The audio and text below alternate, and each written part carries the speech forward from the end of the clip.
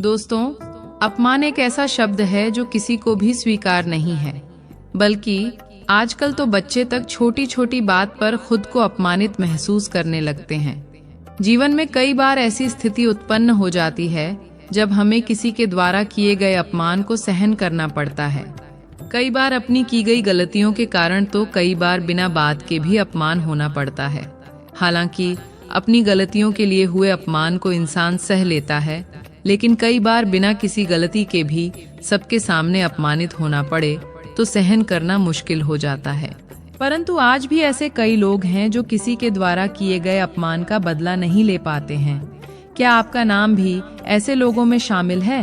अगर हाँ, तो घबराइए मत, क्योंकि आज हम इस वीडियो में आपके लिए लेकर आए हैं आचार्य चाणक्य जी के द्वारा बताए गए कुछ चमत्कारिक नुस्खों के बारे में। उन्होंने बताया है कि अपने अपमान का जवाब देने का सबसे बेस्ट तरीका क्या होता है, और मैं % गारंटी के साथ ये बोल सकता हूँ कि अगर आप इस वीडियो को अंत तक देख लेते हैं तो आपको आपके सवाल का जवाब इस वीडियो में जरूर मिलेगा। तो चलिए दोस्तों, बिना देरी किए जानते हैं आचार्य चाणक्य जी के अनुसार क्या है अपमान का बदला लेने का सबसे सरल और प्रभावकारी तरीका। नंबर 1, जब कोई आपको अपमानित करे तो उसे उसकी भाषा में जवाब नहीं देना चाहिए।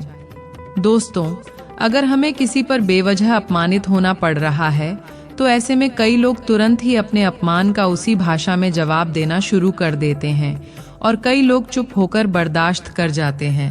हालांकि कुछ लोग ऐसे भी होते हैं जिन्हें समझ में नहीं आता कि इस स्थिति में क्या किया जाए। लेकिन आचार्य चाणक्य जी ने अपने नीति शास्त्र में बताया है कि अगर हमें कोई अपमानित करे तो हमें क्या करना चाहिए। पहले चुप रहना चाहिए, दूसरा हमला मत करना चाहिए, तीसरा उनसे कारण पूछना चाहिए और चौथा उनसे निवारण भी पूछना चाहिए।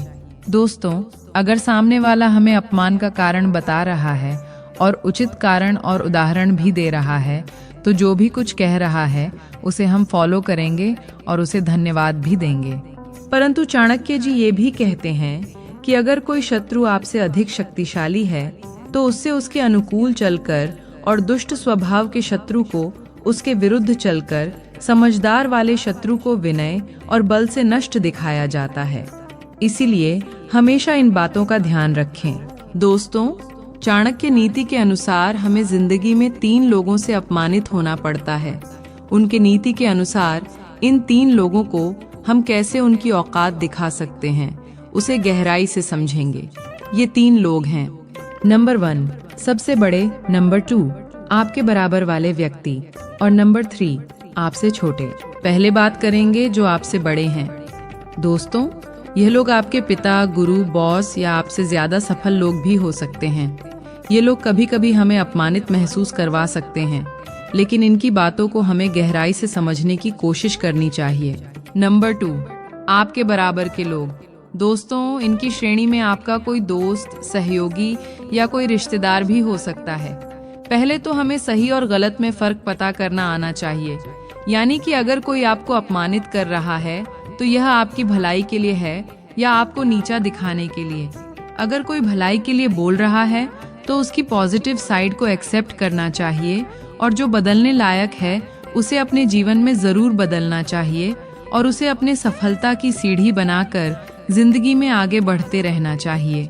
लेकिन अगर कोई आपको नीचा दिखाने की कोशिश में अपमानित कर रहा है तो उससे बदला लेने के तरीके के बारे में आचार्य चाणक्य जी ने अपने शास्त्रों में बताया है।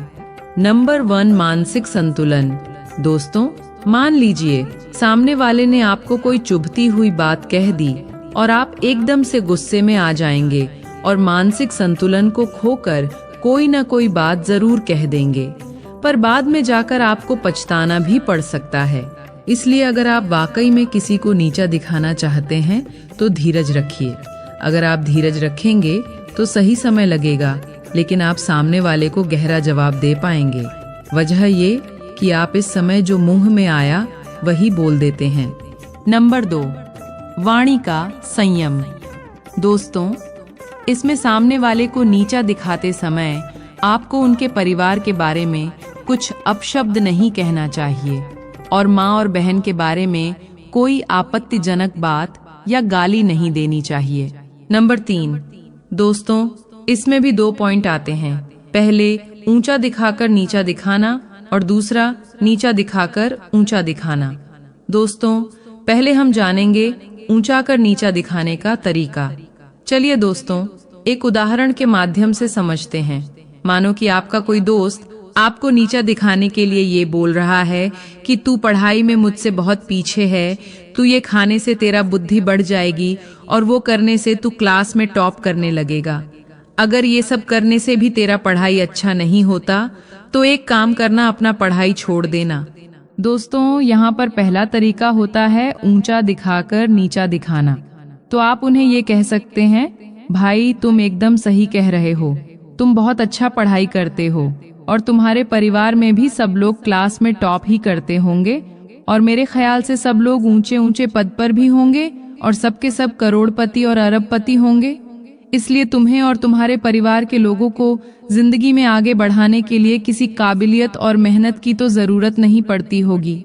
जहाँ भी तुम लोग जाते होंगे वहाँ पहले तो लोग आपसे ऑटोग्राफ लेते होंगे और उसके बाद आपको अपने सर आंखों पर बिठा लेते होंगे। दोस्तों, ये एक छोटा सा उदाहरण था ऊंचा दिखाकर नीचा दिखाने का। अब हम जानेंगे नीचा दिखाकर कैसे ऊंचा दिखाया जाता है।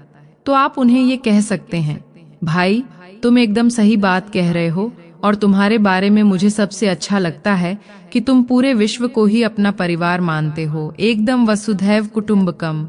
इसको पढ़ाई नहीं आती, वो कल है, वो टेढ़ा है, इसका बाल झड़ रहा है, उसका बाल सफेद हो गया, इसका रंग ढाबा हुआ है। तुम तो सभी लोगों का सबसे ज्यादा ध्यान रख रहे हो कि उनको इस परेशानी से कैसे निकालना चाहिए। और भाई, इतनी मेहनत और इतनी रिसर्च अगर तुम अपने आप को बेहतर बनाने में लगा दो तो ज्यादा कुछ नहीं तो भी स्वामी विवेकानंद जी जैसे ज्ञानी तो हो ही जाओगे। तो ऐसे ही हम किसी को ऊंचा दिखाकर नीचा दिखा सकते हैं और उसको उसकी औकात बता सकते हैं। अब आता है नंबर 4, प्रति निवारण। दोस्तों, यहाँ पर सामने वाले ने नीचा दिखाने के लिए जो निवारण दिया हुआ है उसको खारिज किया जाता है। यानी कि अगर ऐसा करने से वाकई में वैसा होता है तो तुमने खुद ऐसा क्यों नहीं कर लिया। दोस्तों, अब कैटेगरी नंबर 3 में आते हैं जो आपसे छोटे हैं। दोस्तों, यहाँ पर सवाल आता है कि ऐसा हो भी कैसे सकता है कि जो भी आपसे छोटे और उम्र में कम हैं, भला वो आपको नीचा दिखाने की कोशिश भी कैसे कर सकते हैं।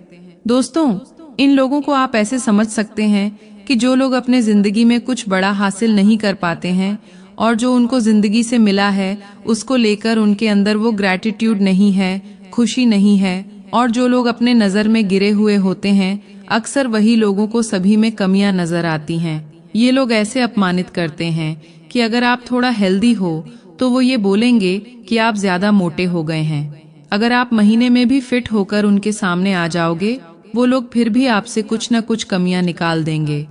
दोस्तों, ये लोग अगर आपको अपमानित करें तो इन लोगों से कुछ सवाल पूछने हैं, जैसे कि वो आपको जिस चीज को लेकर अपमानित कर रहे हैं उसके ऊपर 5 बार क्यों का सवाल और 5 बार कैसे का सवाल।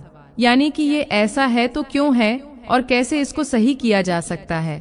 दोस्तों, इन सवालों के माध्यम से आप भले ही 2 मिनट में उसे उसकी औकात दिखा सकते हैं, लेकिन फिर भी सामने वाले को कभी औकात नहीं दिखानी चाहिए, सिर्फ आईना दिखाकर चुप हो जाना चाहिए।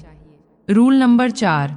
दोस्तों, इसमें आचार्य चाणक्य जी कहते हैं कि बदबू केवल सड़े हुए फूलों से आती है क्योंकि खिले हुए फूल हमेशा खुशबू फैलाते हैं। दोस्तों, आचार्य चाणक्य जी कहते हैं कि अगर बदबू फैलाने वाले सड़े हुए फूल के पास हम जाएंगे तो हमें बहुत बुरा लगेगा। इसी तरह जो इंसान दूसरों का अपमान करता है, ऐसे लोगों की सोच बहुत छोटी होती है। इस कारण ऐसे लोग जीवन में कभी कामयाब नहीं हो पाते हैं। इसलिए जिन लोगों को दूसरों की अपमान करने में अच्छा लगता है उन लोगों से दूरी बनाए रखना ही आपकी भलाई है। दोस्तों, आज के लिए इतना ही।